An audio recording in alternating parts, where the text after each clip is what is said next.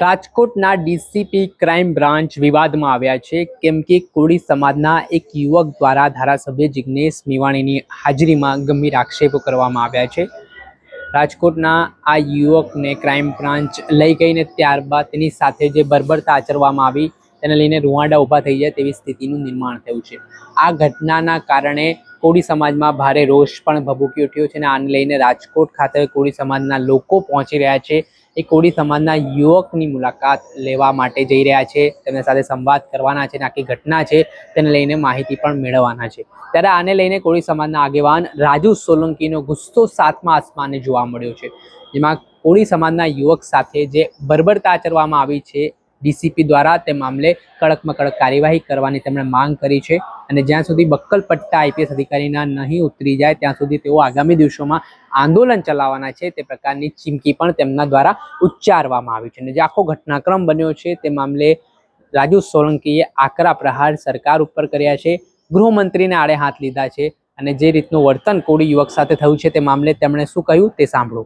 રાજકોટમાં કોળી સમાજના યુવકને રાજકોટના ક્રાઇમ બ્રાન્ચના ડીસીપીએ માર્યો હોય ખૂબ જ ક્રૂરતાપૂર્વક તેવા આક્ષેપો સામે આવી રહ્યા છે અને હવે કોળી સમાજના નેતાઓ પણ રાજકોટ ખાતે એ કોળી યુવાનની મુલાકાતે પહોંચી રહ્યા છે।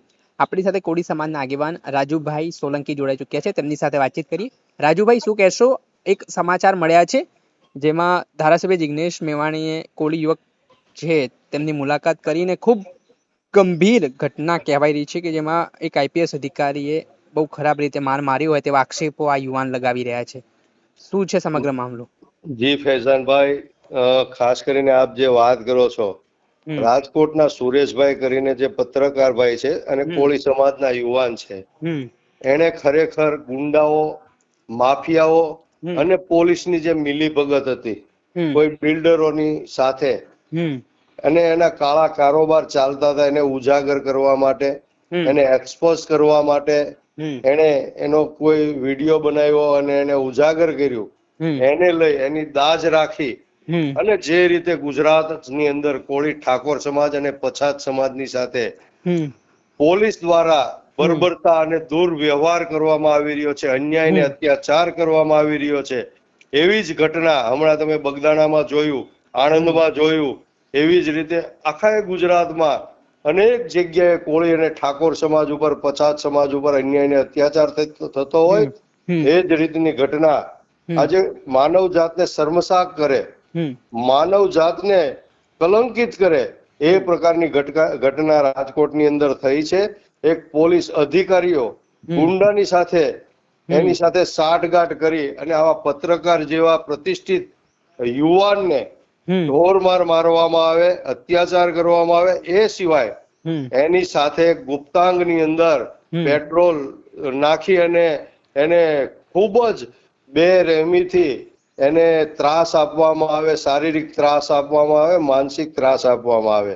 એ સિવાય આ ભાઈના ગુપ્તાંગ ઉપર શોટ પણ મારવામાં આવ્યો છે એવી જાણકારી મળી છે। ત્યારે અમારો કોળી સમાજ ખૂબ જ આક્રોશમાં છે અને આવનારા દિવસોમાં આજે જ અમે લોકો રાજકોટ આ ભાઈની મુલાકાતે જઈએ છીએ અને ખરેખર આગળની ખરેખર હકીકત ડીપમાં શું છે એ જાણકારી મેળવી અને આવનારા દિવસોમાં જે કોઈ ડીસીપી હોય, જગદીશ પ્રાંગુ કરીને કોઈ ડીસીપી છે, ઉચ્ચ અધિકારી છે, એના દ્વારા આ કૃત્ય કરવામાં આવ્યું છે, ત્યારે આ પોલીસ છે એની વર્દી અને બક્કલ પટ્ટા ન ઉતરી જાય ત્યાં સુધી અમારું આંદોલન અને આની સામેનો વિરોધ ચાલુ રહેશે। ફૈઝાનભાઈ, રાજુભાઈ, જે રીતે જોઈએ તો પોલીસને કાયદો આમ જોઈએ તો જે રીતે ક્ષત્રિય ઠાકોર સમાજ થોડા દિવસ પહેલા મેદાને પડ્યો, જે ટાંટિયા તોડ સર્વિસ કેટલાક આરોપીની કરવામાં આવી, ત્યારબાદ હવે જે કોળી સમાજના યુવાન છે તેમને આટલી નિર્મમતા બેરહેમી પૂર્વક મારવામાં આવ્યો, તો આ જે ઘટના બની રહી છે તેની પાછળ કોનો હાથ લાગે છે તમને? કોણ આટલી હિંમત આપી રહ્યો છે કે અધિકારીઓ એટલા ખતરનાક રીતે?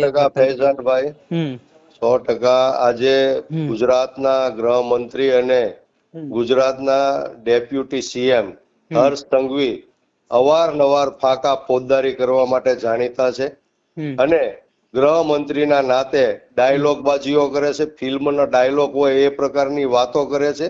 કોઈ પણ ચમરબંધીને છોડવામાં નહીં આવે, કાયદો કાયદાનું કામ કરશે, કાયદામાં રહેશો તો ફાયદામાં રહેશો, પરંતુ એની જ પોલીસના ઉચ્ચ અધિકારીઓ ક્યાંક ને ક્યાંક કાયદાનું ઉલ્લંઘન કરે છે, સંવિધાન અને બંધારણના લીરા ઉડાડે છે, એનું ચીરહરણ કરે છે. આ પોલીસ અધિકારીઓ જે લોકો જયારે ડ્યુટી જોઈન્ટ કરતા હોય ત્યારે તે લોકો પ્રમાણિકતા નિષ્ઠાની ગીતા ઉપર હાથ રાખીને એને કસમ ખાઈને એની સોગંદ ખાઈને જયારે પાર્ટી ડ્યુટી જોઈન્ટ કરતા હોય, પોતાની ફરજ નિભાવવા માટેના સોગંદો ખાતા હોય, ત્યારે એ જ લોકો પોલીસની ખાખી વર્દીને લજાવતા હોય ત્યારે આવા 80% ગુજરાતની અંદર પોલીસ અધિકારીઓ છે એ ખોટું કરે છે, ભ્રષ્ટાચાર કરે છે. અને બુટલેગરો, બુટલેગરો, ખનીજ માફિયાઓ, ભૂમાફિયાઓ, આ તમામ લોકો સાથે, ડ્રગિસ્ટો, આ તમામ સાથે સાઠગાંઠ કરી અને ગુજરાતને ખોખલું કરી નાખ્યું છે, યુવા ધનને ખતમ કરી નાખ્યું છે. ત્યારે આજે મારે હર્ષ સંઘવીને કહેવું છે કે તમે આ ગૃહ પ્રધાનને લાયક નથી. તમારે તાત્કાલિક ધોરણે આવી ઘટનાઓ બને તો ઢાંકણીમાં પાણી લઈને ડૂબી મરવું જોઈએ અથવા તો તમારે તાત્કાલિક રાજીનામું આપવું જોઈએ. રાજુભાઈ, હવે કોળી સમાજની શું રણનીતિ છે? કેમ કે આ ઘટના બની છે ને હવે જેમ જેમ વિડીયો લોકો સુધી પહોંચી રહ્યા છે, લોકો નારાજ પણ જોવા મળી રહ્યા છે પોલીસની કામગીરીથી. તો હવે આગળ શું રણનીતિ ઘડવામાં આવશે, જેમ નવનીત બાલદિયાના કેસમાં થયું હતું?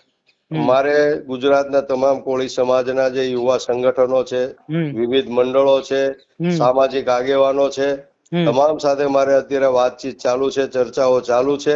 ત્યારે અમે તાત્કાલિક ધોરણે હમણાં જ રાજકોટ પહોંચવાના છીએ અને ત્યાં બધા ભેગા થવાના છીએ. અને આવનારા દિવસોમાં આ જે નરાધમ છે, જે પોલીસ અધિકારી છે, એની હવે તાત્કાલિક સસ્પેન્ડ થાય, ડિસમિસ થાય અને એના વર્ધી બક્કલ પટ્ટા ઉતરે એની માગણીઓ કરવાના છીએ. અને જો અમારી માગણીઓ ન સંતોષાય તો આવનારા દિવસોમાં જલદ અને ઉગ્ર આક્રમક આંદોલન કોળી સમાજ દ્વારા રાજકોટની અંદર અમે કરવા જઈ રહ્યા છીએ. રાજુભાઈ, ખૂબ ખૂબ આભાર, તમે જોડાયા આ મુદ્દે તમે પ્રતિક્રિયા આપી. થેન્ક યુ ભાઈ. જી.